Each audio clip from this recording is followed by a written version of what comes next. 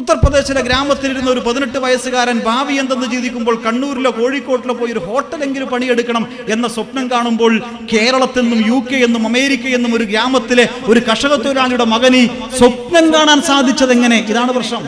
അതാണ് കേരളം. ഇന്ന് DYFIയോട് ചിലർ ചോദിക്കാറുണ്ട്, നിങ്ങൾക്കിപ്പോൾ ചോറ് കൊടുക്കലും ഈ രക്ഷാപ്രവർത്തനവും ഈ യൂത്ത് ബ്രിഗേഡിന്റെ പ്രവർത്തനവും മനുഷ്യരെ ഇങ്ങനെ ഈ പ്രളയത്തിലെ പ്രവർത്തനവും അത്രയല്ലേ ഉള്ളൂ, മറ്റു അടിയൊന്നും കാണുന്നില്ല.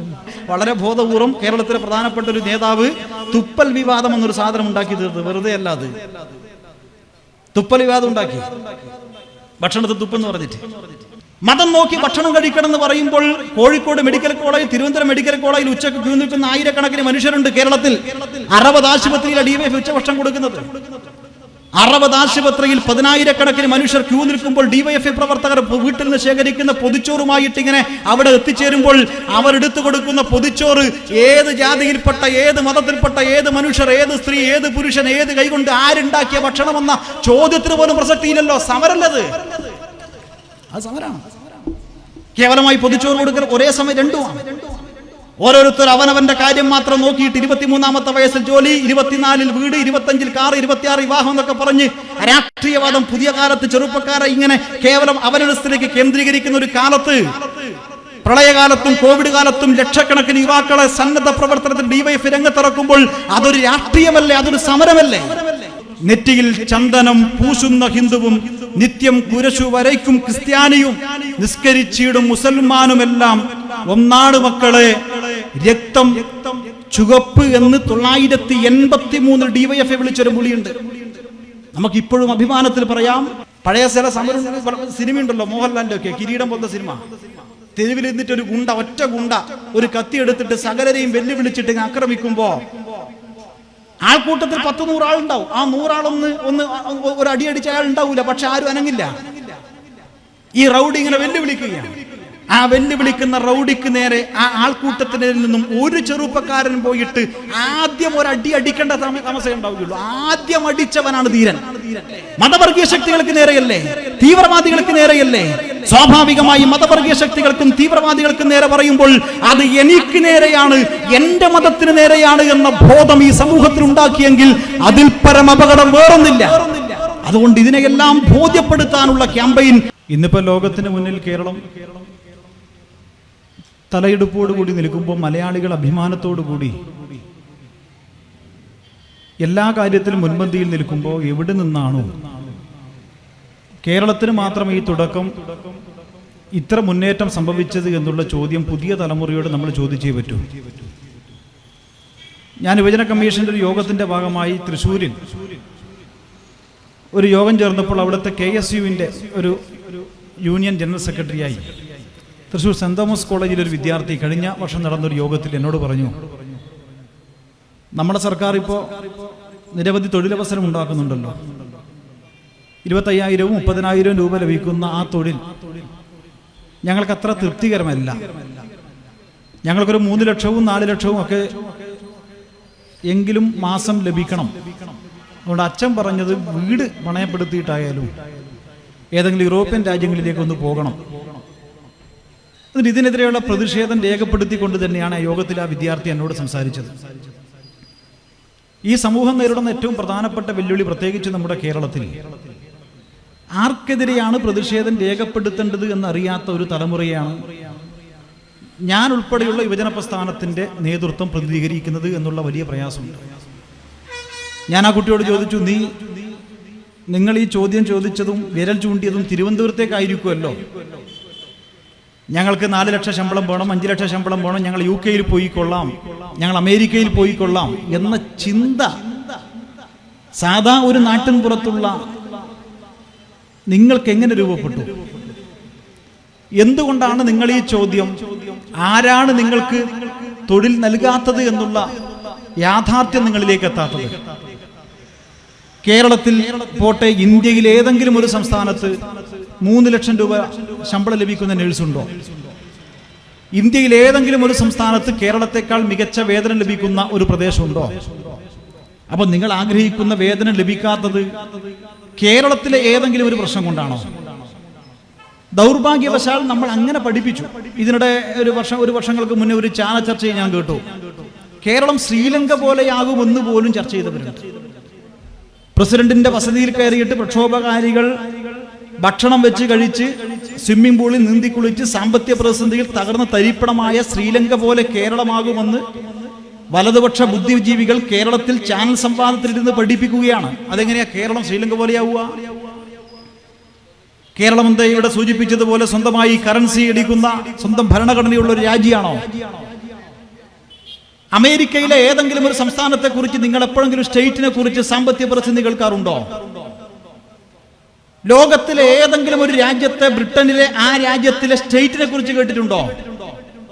ഏതെങ്കിലും ഒരു രാജ്യത്തിന്റെ സ്റ്റേറ്റിന് പ്രത്യേകം സാമ്പത്തിക പ്രതിസന്ധി ഉണ്ടാവുമോ? ആ രാജ്യത്തിനല്ലേ സാമ്പത്തിക പ്രതിസന്ധി. ഇന്ത്യ എന്ന മഹാരാജ്യത്ത് ഇന്നലെ വന്ന വാർത്ത, നമ്മുടെ ചരിത്രത്തിൽ ഞാൻ ഡിഗ്രിക്ക് പഠിക്കുമ്പോൾ $1 എന്ന് പറഞ്ഞാൽ ഞാൻ ഗുണിക്കുക 47 കൊണ്ടാണ്. ഇന്ന് 85 രൂപ കൊണ്ട് ഗുണിക്കണമെന്ന് പറയുമ്പോൾ നമ്മുടെ രാജ്യം എവിടെ എത്തി? ഈ പ്രതിസന്ധിയല്ലേ നമ്മുടെ മുഴുവൻ പ്രതിസന്ധിക്കും കാരണം? അത് കേരളമല്ലല്ലോ. 1 ലക്ഷം രൂപ 2 ലക്ഷം രൂപ ശമ്പളം ലഭിക്കാത്തത് നിങ്ങൾ കേരളത്തിന്റെ പ്രശ്നമല്ലല്ലോ. നമ്മൾ ജീവിക്കുന്നത് ഏറ്റവും പ്രതിസന്ധിയിലുള്ള ഇന്ത്യയിലല്ലേ. ആ ബോധ്യമെങ്കിലും ആദ്യം എത്തിക്കണം. ആർക്ക് നേരെയാണ് നിന്റെ സമരവും പ്രതിഷേധവും അത് സോഷ്യൽ മീഡിയയിലും വർത്തമാനത്തിലും വരേണ്ടത് എന്ന് പഠിപ്പിക്കലാണ് ആദ്യത്തെ ഉത്തരവാദിത്വം. അതറിയാത്തതാണ് ആദ്യത്തെ പ്രശ്നം. ഇവിടുത്തെ ഒരു ഗ്രാമത്തിലിരുന്ന് ചെറുപ്പക്കാരന് ദുബായിയും ഈ പറയുന്ന പശ്ചിമേഷ്യൻ രാജ്യങ്ങളെല്ലാം മടുത്തു, ഇനി UK എന്ന് പറയാൻ ചിന്തിക്കാൻ എങ്ങനെ തോന്നി? ഉത്തർപ്രദേശിലെ ഗ്രാമത്തിലിരുന്നൊരു ചെറുപ്പക്കാരന് കോട്ടക്കലിലെ ഹോട്ടൽ എന്നല്ലേ ചിന്തിക്കാൻ പറ്റൂ? ഉത്തർപ്രദേശിലെ ഗ്രാമത്തിലിരുന്ന ഒരു 18 വയസ്സുകാരൻ ഭാവി എന്തെന്ന് ചിന്തിക്കുമ്പോൾ കണ്ണൂരിലോ കോഴിക്കോട്ടിലോ പോയി ഒരു ഹോട്ടലെങ്കിലും പണിയെടുക്കണം എന്ന സ്വപ്നം കാണുമ്പോൾ കേരളത്തിൽ നിന്നും UK എന്നും അമേരിക്ക എന്നും ഒരു ഗ്രാമത്തിലെ ഒരു കർഷക തൊഴിലാളിയുടെ മകന് സ്വപ്നം കാണാൻ സാധിച്ചത് എങ്ങനെ? ഇതാണ് പ്രശ്നം.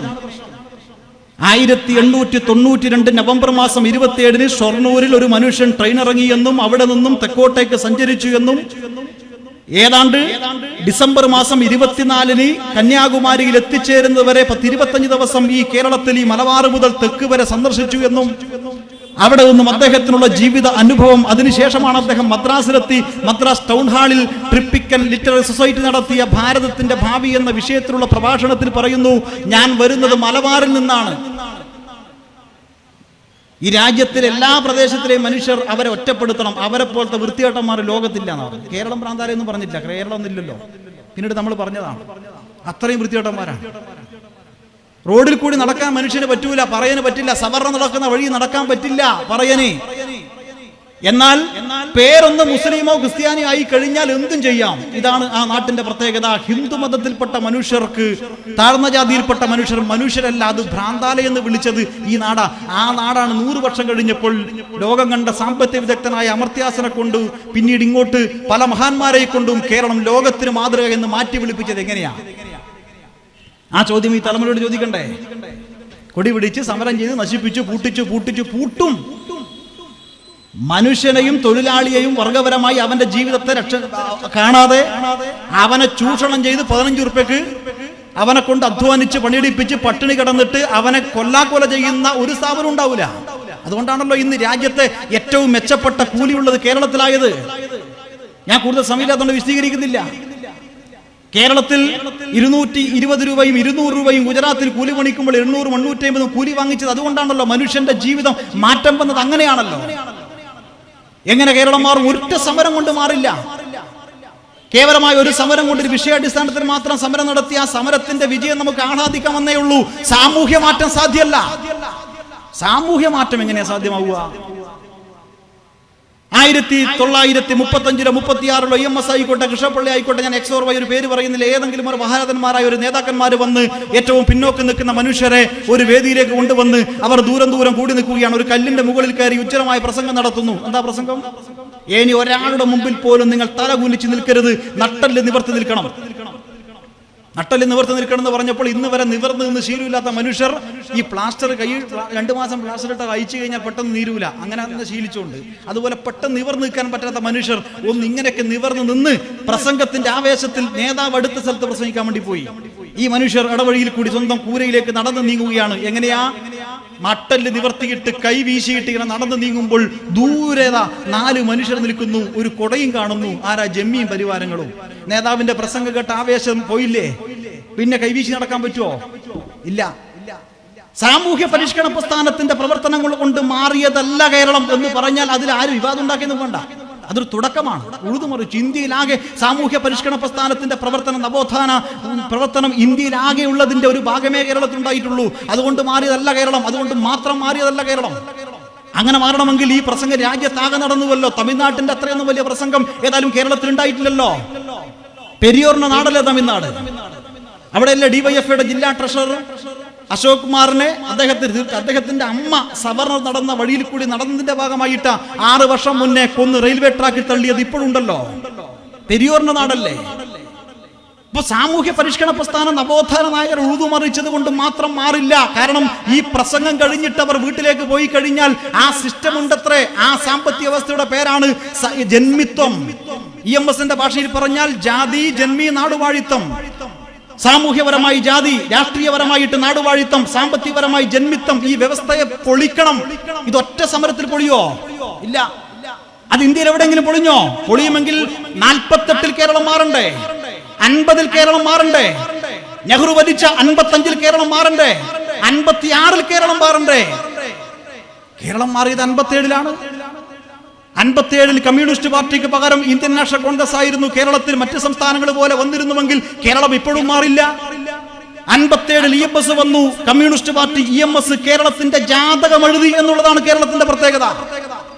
അപ്പൊ സമരങ്ങളിൽ കൂടി വന്ന്, സമരം എന്ന് പറഞ്ഞാൽ രക്തസാക്ഷിത്വവും പോരാട്ടവും ഏറ്റുമുട്ടലും പ്രസംഗവും പലതുണ്ടാവും. 1952-ൽ കൊല്ലം ചവറയിലെ തട്ടാശ്ശേരിയിലെ സുദർശന തിയേറ്ററിൽ രാത്രി 9 മണിക്ക് ഒരു നാടകം കളിച്ചു. 5000-ലധികം വേദി കളിച്ച ആ നാടകവും കേരളത്തിലെ കമ്മ്യൂണിസ്റ്റ് പ്രസ്ഥാനത്തിന്റെ അധികാരത്തിൽ വരാൻ വേണ്ടി കാരണമായിരുന്നില്ലേ? കഥാപ്രസംഗമുണ്ട്, നാടകമുണ്ട്. അതിൽ അഭിനയിച്ച 2 നിങ്ങൾ എന്നെ കമ്മ്യൂണിസ്റ്റ് ആക്കിയ നാടകത്തിൽ 2 MLA-മാർ വേഷമിട്ടില്ലേ? കാമ്പശ്ശേരി കരുണാകരനും പുനലൂർ രാജഗോപാലനും 2 പേർ വേഷമിട്ടില്ലേ? ആ ഉജ്ജ്വലമായ നിരവധിയായ സമരങ്ങൾ, ആ സമരങ്ങൾ വ്യത്യസ്തമായിരിക്കും. അതാണ് കേരളം. ഇന്ന് ഡിവൈഎഫ്ഐയോട് ചിലർ ചോദിക്കാറുണ്ട്, നിങ്ങൾക്കിപ്പോൾ ചോറ് കൊടുക്കലും ഈ രക്ഷാപ്രവർത്തനവും ഈ യൂത്ത് ബ്രിഗേഡിന്റെ പ്രവർത്തനവും മനുഷ്യരെ ഇങ്ങനെ ഈ പ്രളയത്തിലെ പ്രവർത്തനവും അത്രയല്ലേ ഉള്ളൂ, മറ്റു അടിയൊന്നും കാണുന്നില്ല. നിങ്ങൾ മതിൽ കയറി തുള്ളുന്നില്ല, പോലീസുമായി ഏറ്റുമുട്ടുന്നില്ല, പോലീസുമായി ലാത്തിച്ചാർജ് നടത്തൽ മാത്രമാണ് സമരമെന്ന് തെറ്റിദ്ധരിക്കുന്നതാണ് പ്രശ്നം. ചിലപ്പോൾ ഇരുന്ന് പാട്ട് പാടൽ സമരമായിരിക്കും. പൊതിച്ചോറ് കൊടുക്കൽ ഉജ്ജ്വലമായ സമരല്ലേ? ഈ 2ാം ഇടതുപക്ഷ സർക്കാർ കേരളത്തിൽ വന്ന ശേഷം ഇനി കേരളത്തിൽ വട്ടപൂജ്യം കിട്ടിയ ഒരു ടീം കരുതി ഇനി ഒറ്റ വഴിയേ ഉള്ളൂ. എന്താ വഴി? ഞാൻ സംസാരം അവസാനിപ്പിക്കുക, നീണ്ടുപോകില്ല. ഒറ്റ വഴിയേ ഉള്ളൂ. എന്താ വഴി? കേരളത്തിന്റെ സാമൂഹ്യ അടിത്തറ തകർക്കാതെ കേരളത്തിൽ ഒരു വർഗീയ പ്രസ്ഥാനത്തിന് രക്ഷയില്ല. ആ ബിൽഡിംഗ് തകർക്കാൻ ആ ബിൽഡിങ്ങിന്റെ മുകളിലേക്ക് കല്ലെറിഞ്ഞിട്ട് കാര്യമില്ല, അതിന്റെ ഓട് മാറ്റി വെക്കാം. ആ ബിൽഡിംഗ് തകർക്കണമെങ്കിൽ അതിന്റെ അടിത്തറ, നമ്മൾ കണ്ടല്ലോ ഫ്ലാറ്റ് തകർക്കുന്നത്, ഫ്ലാറ്റിന്റെ അടിയിൽ നിന്നാണ് 10 നില ബിൽഡിംഗ് ഇട്ടും. ഇസ്രായേലിൽ പലസ്തീനിൽ ബോംബിടും എങ്ങനെ ഏറ്റവും അടിയിൽ പോയി വീടാണ്, അങ്ങ് നിലം പരിശാവും. കേരളത്തിന്റെ സാമൂഹ്യ അടിത്തറ നിലനിൽക്കുന്നത് ഉറച്ച മതേതരത്താണ്. മതം നോക്കിയിട്ടല്ല. എൻ്റെ നാട്ടിൽ ഒറ്റ മുസ്ലിം വീട് മാത്രമേ ഉള്ളൂവെങ്കിലും അവിടെ മുസ്ലിം സ്ഥാനാർത്ഥിയായ UDF സ്ഥാനാർത്ഥി മത്സരിച്ചാലും അവർക്ക് ലഭിക്കുന്ന 250 വോട്ട് അങ്ങനെ തന്നെ കിട്ടും. ആ വോട്ട് ചെയ്യുന്നത് 250 മുസ്ലിങ്ങളല്ല. എവിടെയെങ്കിലും ഞാൻ ചിലത് നോക്കിയപ്പോൾ കണ്ടതാണ്, എവിടെയെങ്കിലും മതം നോക്കി, സ്ഥാനാർത്ഥിയുടെ മതം നോക്കി വോട്ട് ചെയ്യുന്നവരെല്ലാം മലയാളി, ഉറച്ച രാഷ്ട്രീയമുള്ളവരാണ് മലയാളി. ആ നാട്ടിൽ മതപരമായി ഭിന്നമുണ്ടാക്കിയിട്ട് കാര്യമില്ല. കേരളത്തിന്റെ സാമൂഹ്യ അടിത്തറ തകർക്കാതെ അതിന് മുകളിൽ നിൽക്കുന്ന ഇടതുപക്ഷ പ്രസ്ഥാനത്തെ തകർക്കാൻ സാധിക്കില്ല എന്ന് തിരിച്ചറിവുണ്ടായി. അതുകൊണ്ടാണ് 2ാം ഇടതുപക്ഷ സർക്കാർ കേരളത്തിൽ വന്ന തൊട്ടടുത്ത ദിവസം തന്നെ വളരെ ബോധപൂർവം കേരളത്തിലെ പ്രധാനപ്പെട്ട ഒരു നേതാവ് തുപ്പൽ വിവാദം എന്നൊരു സാധനം ഉണ്ടാക്കി തീർത്തത്. വെറുതെ അല്ല, അത് തുപ്പൽ വിവാദം ഉണ്ടാക്കി, ഭക്ഷണത്തിൽ തുപ്പെന്ന് പറഞ്ഞിട്ട് അനാവശ്യമായി വിവാദം ഉണ്ടാക്കിയ ശേഷം അവരെന്ത് ചെയ്യുന്നറിയോ? കോഴിക്കോട് 33 ഹോട്ടലിൽ ലിസ്റ്റ് ഇട്ടു. എന്നിട്ട് പറഞ്ഞു, ഈ 33 ഹോട്ടലാണ് ഹിന്ദുവിന്റെ ഹോട്ടൽ, ഇവിടുന്ന് മാത്രമേ ഭക്ഷണം കഴിച്ചോളൂ. പോരെ, മറുവശത്ത് മറ്റേ വർഗീയവാദി ഉണ്ടല്ലോ, ഇതിന് ഓപ്പോസിറ്റ് നിൽക്കുന്ന ടീം, അവരിപ്പോ എല്ലാവരും കൂടെ ഒന്നായി. ആ ടീം ഈ ലിസ്റ്റ് ഇട്ടിട്ട് പറഞ്ഞു, ഈ ഹോട്ടലിൽ നിന്ന് മുസ്ലിങ്ങളുടെ ഭക്ഷണം കഴിച്ചുകൂടാ. അവർ വേറെ ലിസ്റ്റ് ഒന്നും വരുത്തി പോയില്ല. സോഷ്യൽ മീഡിയയിൽ കനത്ത ഏറ്റുമുട്ടലാ. രണ്ട് വിഭാഗം. മുസ്ലിമിന്റെ ഹോട്ടൽ, മുസ്ലിമിന്റെ ഓട്ടോറിക്ഷ, മുസ്ലിമിന്റെ ചെരുപ്പ് കട, ടെക്സ്റ്റൈൽ, സൂപ്പർ മാർക്കറ്റ് ഞങ്ങൾ സ്വന്തമായി തുടങ്ങും. സാമൂഹ്യപരമായി കേരളത്തെ ഭിന്നിപ്പിക്കാനുള്ള നീക്കം 2021 മെയ് മാസത്തിന് ശേഷം ഉണ്ടായി. ജൂൺ, ജൂലൈ, ആഗസ്റ്റ് മാസത്തിലുണ്ടായി. ഡിവൈഎഫ്ഐ ഫുഡ് ഫെസ്റ്റ് സംഘടിപ്പിക്കാൻ തീരുമാനിച്ചു. ഡിവൈഎഫ്ഐ ഫുഡ് ഫെസ്റ്റ് സംഘടിപ്പിക്കാൻ വേണ്ടി തീരുമാനിച്ചിട്ട് പ്രഖ്യാപിച്ച് ഉച്ചയ്ക്ക് ശേഷം വിളി വന്നു ഗൾഫിൽ നിന്നെല്ലാം, എങ്ങനെയെങ്കിലും പന്നി കൂടി കൊണ്ടക്കണേ, കാരണം മറ്റവർ പ്രചരിപ്പിക്കുന്നുണ്ട് പന്നി വെക്കൂല. പന്നി കിട്ടുന്നിടത്ത് ഞങ്ങളൊക്കെ ഒന്ന് കണ്ണൂർ പന്നി വെച്ചു. കണ്ണൂർ പന്നി കിട്ടി. എറണാകുളത്ത് രാവിലെ വെച്ചത് എറണാകുളത്തായിരുന്നു ആദ്യത്തെ പരിപാടി. ഡിവൈഎഫ്ഐയുടെ എറണാകുളം ജില്ലാ കമ്മിറ്റിയുടെ ഫേസ്ബുക്ക് പേജിൽ വരുന്നതിന് മുന്നേ ചില പേരൊന്നും ഞാൻ പറയുന്നില്ല, ഇപ്പോൾ ചില വർഗീയപരമായി നേതൃത്വം കൊടുക്കുന്ന കേരളത്തിലെ ചില ടീം അപ്പം തന്നെ ഫേസ്ബുക്ക് പോസ്റ്റ് ഇട്ടു, ഇതാ പന്നി ഇറച്ചി വെച്ചതിന് ഡിവൈഎഫ്ഐക്ക് അഭിവാദ്യങ്ങൾ. അതിന്റെ തൊട്ടപ്പുറം പോത്തുന്നുണ്ട്, പന്നി പോത്ത്, പക്ഷെ പ്രശ്നമല്ല, പന്നി വെച്ചപ്പോൾ പോത്ത് പ്രശ്നമായിട്ടില്ല. അന്ന് വൈകുന്നേരത്തോടു കൂടി അതുവരെ തമ്മിലേറ്റുമുട്ടിയ രണ്ട് വർഗീയവാദികൾ ഡിവൈഎഫ്ഐക്ക് നേരെ ഏറ്റുമുട്ടൽ തുടങ്ങി. അത് മലപ്പുറത്ത് ഉണ്ടായിട്ടില്ല, കോഴിക്കോട് ഉണ്ടായിട്ട്, ആടെ ഉണ്ടായി എന്നൊക്കെ പറഞ്ഞ് അതോടെ ആ വിഷയം തീർന്നില്ലേ?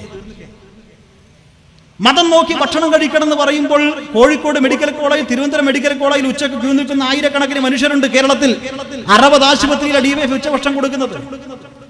60 ആശുപത്രിയിൽ 10,000-കണക്കിന് മനുഷ്യർ ക്യൂ നിൽക്കുമ്പോൾ ഡിവൈഎഫ്ഐ പ്രവർത്തകർ വീട്ടിൽ നിന്ന് ശേഖരിക്കുന്ന പൊതിച്ചോറുമായിട്ട് ഇങ്ങനെ അവിടെ എത്തിച്ചേരുമ്പോൾ അവരെടുത്തു കൊടുക്കുന്ന പൊതിച്ചോറ് ഏത് ജാതിയിൽപ്പെട്ട, ഏത് മതത്തിൽപ്പെട്ട, ഏത് മനുഷ്യർ, ഏത് സ്ത്രീ, ഏത് പുരുഷൻ, ഏത് കൈകൊണ്ട് ആരുണ്ടാക്കിയ ഭക്ഷണമെന്ന ചോദ്യത്തിന് പോലും പ്രസക്തിയില്ലല്ലോ. സമരല്ലത്, അത് സമരമാണ്.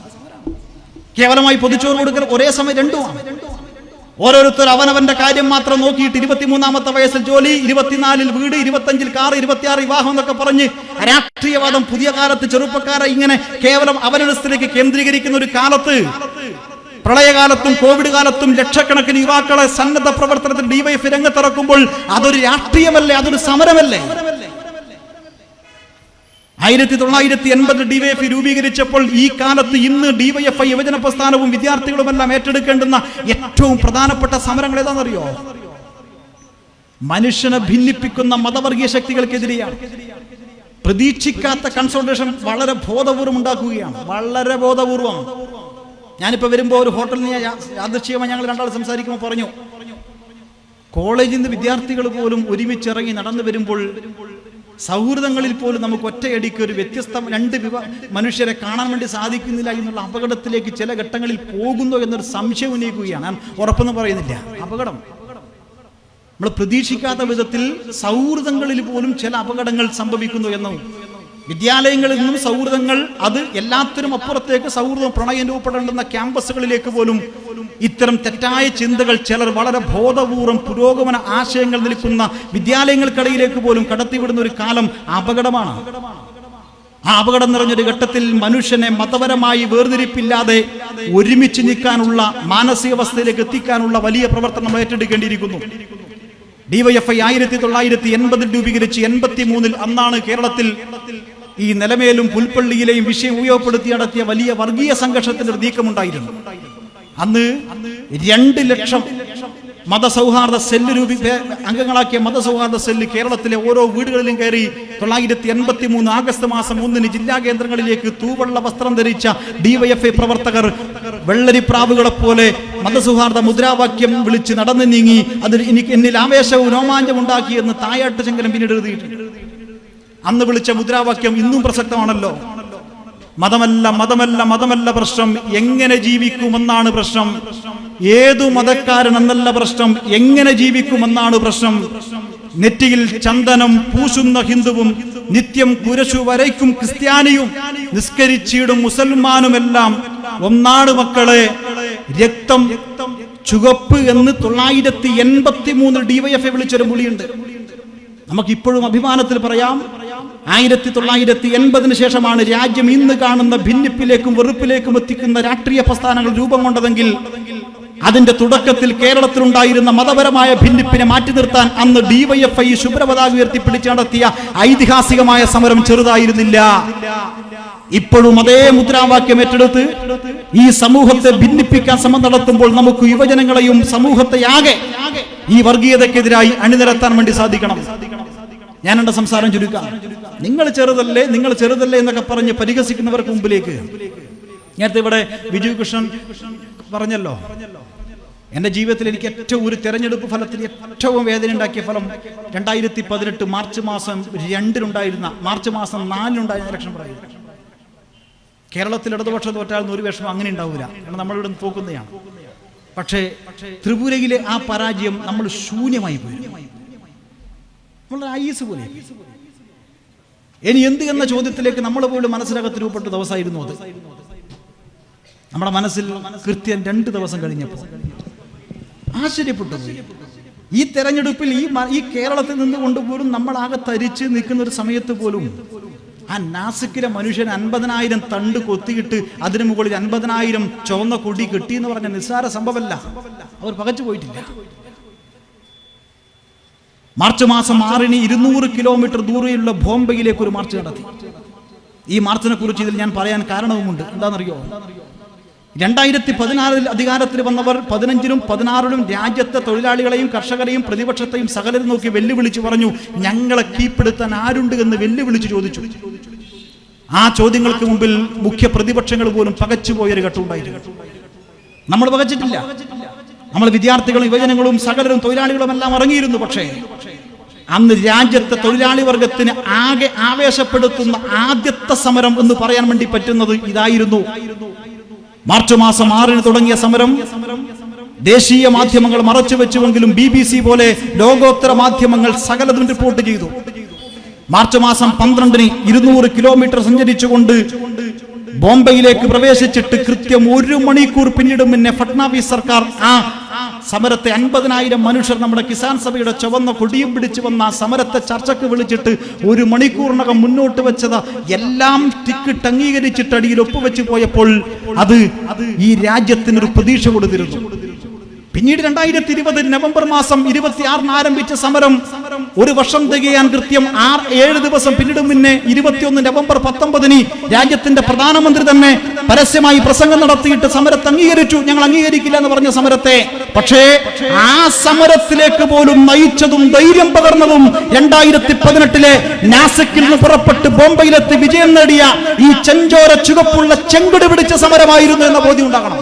എങ്ങനെയാ? പഴയ ചില സമരം സിനിമയുണ്ടല്ലോ, മോഹൻലാലിന്റെ ഒക്കെ കിരീടം പോലത്തെ സിനിമ. തെരുവിൽ നിന്നിട്ട് ഒരു ഗുണ്ട, ഒറ്റ ഗുണ്ട ഒരു കത്തി എടുത്തിട്ട് സകലരെയും വെല്ലുവിളിച്ചിട്ട് ആക്രമിക്കുമ്പോ ആൾക്കൂട്ടത്തിൽ 10-100 ആളുണ്ടാവും. ആ 100 ആളൊന്ന് ഒരു അടിയടിച്ച അയാൾ ഉണ്ടാവൂല, പക്ഷെ ആരും അനങ്ങില്ല. ഈ റൗഡി ഇങ്ങനെ വെല്ലുവിളിക്കുകയാണ്. ആ വെല്ലുവിളിക്കുന്ന റൗഡിക്ക് നേരെ ആ ആൾക്കൂട്ടത്തിൽ നിന്നും ഒരു ചെറുപ്പക്കാരൻ പോയിട്ട് ആദ്യം ഒരു അടി അടിക്കേണ്ട താമസം ഉണ്ടാവുകയുള്ളൂ. ആദ്യം അടിച്ചവനാണ് ധീരൻ. രാജ്യത്ത് ഞങ്ങളെ കീഴ്പ്പെടുത്താൻ ആരുണ്ട്? ഒരു സമരവും നടക്കില്ല. നഗരത്തിലെ നക്സലുകളായി നിങ്ങൾ മാറിത്തീർന്നൊക്കെ പറഞ്ഞ് വെല്ലുവിളിച്ച് ഇതാ എന്നെ എതിർക്കാൻ രാജ്യദ്രോഹികൾ ആരുണ്ടെന്നൊക്കെ ചോദിച്ച് രാജ്യത്തിന്റെ പാർലമെന്റിനകത്ത് നോക്കിയിട്ട് പ്രതിപക്ഷത്തെ പരിഹസിക്കുമ്പോൾ, ഭീഷണിപ്പെടുത്തുമ്പോൾ അതിനു മുന്നിൽ നടത്തിയ ആദ്യ സമരം പിന്നെ മധ്യപ്രദേശിലും രാജസ്ഥാനിലേക്കും ആ സമരം വ്യാപിച്ചുവെങ്കിൽ നിങ്ങൾ നോക്കണം, രാജ്യം ഇന്നും പ്രതീക്ഷയിൽ നിൽക്കുമ്പോൾ ഇത്തരം സമരങ്ങൾ നമുക്ക് വലിയ മൂവ്മെന്റായി പ്രതീക്ഷയായി നിൽക്കുകയാണ്. തീർച്ചയായും സമരങ്ങൾ അനിവാര്യമായി നിൽക്കുന്ന ഘട്ടമാണ്. സമരമെന്ന് പറഞ്ഞാൽ ഈ കാലത്ത്, പുതിയ കാലത്ത് വ്യത്യസ്ത തലങ്ങളിലാണ്. അവരെ ഉപയോഗിക്കുന്ന സോഷ്യൽ മീഡിയ പ്ലാറ്റ്ഫോമിലും വീട്ടിനകത്തിരുന്നും ഇനി വിശ്രമിച്ചും ആശുപത്രിയിൽ കിടക്കിയിൽ കിടന്നുപോലും സമരം ചെയ്യാൻ വേണ്ടി പറ്റുന്ന പുതിയ കാലത്താണ്. ഈ കാലത്തെ തീർച്ചയായിട്ടും ഈ നാടിനെ സംരക്ഷിക്കാൻ വേണ്ടി ഓരോ മനുഷ്യരും ഇടപെടേണ്ടുന്ന കാലമാണ്. അത് സമൂഹത്തെ ഭിന്നിപ്പിക്കാൻ ഏറ്റവും കൂടുതൽ ശ്രമം നടത്തുന്ന മതവർഗീയ ശക്തികൾ ഇടപെടുന്നത് ഈ സോഷ്യൽ മീഡിയ പ്ലാറ്റ്ഫോമിലാണ്. കള്ളപ്രചരണവും വ്യാജപ്രചരണവും നടത്തിയിട്ട് നമ്മുടെ സമൂഹത്തിലെ മനുഷ്യനെ 19 വർഷക്കാലത്തെ നിരന്തരമായ ഇടപെടലിൽ നമ്മൾ ഉണ്ടാക്കിയെടുത്ത മനുഷ്യന്റെ മനസ്സിനകത്തുള്ള വലിയൊരു ബോധമുണ്ട്. ആ ബോധത്തെ തിരിച്ചു നടത്താൻ വേണ്ടിയിട്ട് മതവർഗീയ ശക്തികൾ നമുക്കിടയിൽ ശ്രമം നടത്തിക്കൊണ്ടേയിരിക്കുകയാണ്. ഒരു വർഗീയ ശക്തിക്കെതിരെ പറഞ്ഞാൽ അത് എന്റെ മതത്തിന് നേരെയാണ് എന്ന് തോന്നുന്നുവെങ്കിൽ അതാണ് അപകടം. അതാണ് കഴിഞ്ഞ ഒരാഴ്ചയായി കേരളത്തിൽ കണ്ടുവരുന്നത്. ഒരു മതവർഗീയ ശക്തികൾക്ക് നേരെ പറഞ്ഞാൽ, ഒരു മതതീവ്ര ശക്തികൾക്ക് പറഞ്ഞാൽ അത് എനിക്ക് നേരെ, എന്റെ മതം, അതെങ്ങനെ നിന്റെ മതമാകും? നമ്മൾ പറഞ്ഞത് വർഗീയതയ്ക്ക് നേരെയല്ലേ, മതവർഗീയ ശക്തികൾക്ക് നേരെയല്ലേ, തീവ്രവാദികൾക്ക് നേരെയല്ലേ? സ്വാഭാവികമായി മതവർഗീയ ശക്തികൾക്കും തീവ്രവാദികൾക്കും നേരെ പറയുമ്പോൾ അത് എനിക്ക് നേരെയാണ്, എന്റെ മതത്തിന് നേരെയാണ് എന്ന ബോധം ഈ സമൂഹത്തിൽ ഉണ്ടാക്കിയെങ്കിൽ അതിൽ പരം അപകടം വേറൊന്നില്ല. അതുകൊണ്ട് ഇതിനെയെല്ലാം ബോധ്യപ്പെടുത്താനുള്ള ക്യാമ്പയിൻ സമരസജ്ജമായി മുന്നോട്ട് പോകാൻ നമുക്ക് സാധിക്കണം. ആ നിലയിൽ നമുക്ക് കരുത്തുണ്ടാകട്ടെ എന്ന് മാത്രം അഭ്യർത്ഥിച്ചുകൊണ്ട് ഇതിൽ പങ്കെടുത്ത നിങ്ങളെല്ലാം അഭിവാദ്യം ചെയ്തുകൊണ്ട് അല്പം സമയമെടുത്തതിന് നിങ്ങളോട് ക്ഷമ ചോദിച്ചുകൊണ്ട് ഞാൻ എന്റെ സംസാരം നിർത്തുന്നു. അഭിവാദ്യങ്ങൾ.